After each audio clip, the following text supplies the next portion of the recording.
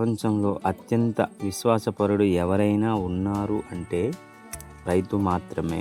ఎందుకంటే భూమిని నమ్మి విత్తనం వేస్తాడు, ఆకాశాన్ని నమ్మి వర్షం కోసం ఎదురు చూస్తాడు, ప్రకృతిని నమ్మి పంటను పెంచుతాడు, ప్రజలను నమ్మి తన శ్రమను మార్కెట్కు తీసుకువెళ్తాడు.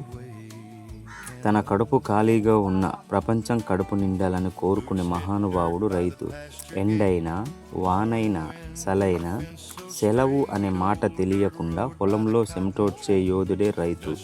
మన చేతిలో ఉన్న ప్రతి అన్నం మెతుకులో రైతు కష్టం, రైతు కన్నీరు, రైతు ఆశ దాగి ఉంటుంది. ఒకరోజు రైతు పని ఆపేస్తే ప్రపంచం మొత్తం ఆకలితో విలవిలలాడుతుంది. అందుకే రైతు ఒక వృత్తి కాదు, ఒక బాధ్యత, ఒక త్యాగం, ఒక జీవన విధానం. రైతు బతికితేనే దేశం బతుకుతుంది. జై జవాన్, జై కిసాన్. రైతే దేశానికి నిజమైన వెన్నెముక. ఓకే ఫ్రెండ్స్, నా మాటలు మీరు ఏకీభవిస్తే రైతు గురించి మీరేమనుకుంటున్నారో కింద కామెంట్లు తెలియజేయండి. అలాగే ఇలా దుక్కి మీరు ఎప్పుడైనా దున్నారా? దున్నుంటే కామెంట్ చేయండి.